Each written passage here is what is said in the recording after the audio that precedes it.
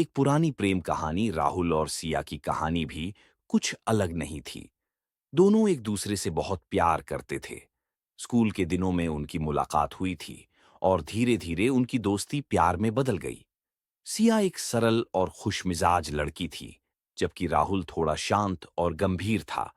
लेकिन दोनों के बीच एक अजीब सा तालमेल था, जो उन्हें एक दूसरे के बेहद करीब लाता था। एक दिन सिया ने राहुल से कुछ जरूरी बातें की। वह उसे अपने परिवार के बारे में बताती है और राहुल भी अपनी भावनाओं को उसके सामने खोलता है। दोनों ने एक दूसरे से बहुत सारे वादे किए थे कि एक दूसरे का साथ कभी नहीं छोड़ेंगे, लेकिन समय के साथ चीजें बदलने लगीं। सिया के परिवार ने उसकी शादी के लिए दबाव डालना शुरू कर दिया था।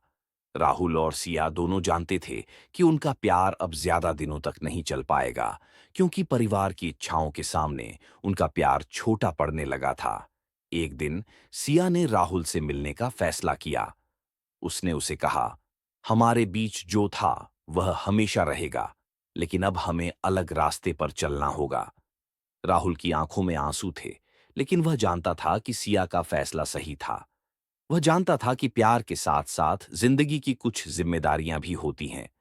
दोनों ने अपनी अपनी राहें चुन लीं, लेकिन उनका प्यार हमेशा एक याद बनकर रह गया। समय बीत गया, लेकिन कभी-कभी जब राहुल और सिया एक दूसरे को याद करते, तो उनके दिलों में वही पुरानी यादें ताजा हो जाती थीं। हालांकि दोनों ने अलग-अलग जीवन जीने की कोशिश की, लेकिन वह प्यार कभी नहीं भूल पाए, क्योंकि वह प्यार उनके दिलों में हमेशा जिंदा था। ये कहानी एक सच्चे प्यार की थी, जो समय और हालात के कारण टूट गया, लेकिन कभी खत्म नहीं हुआ।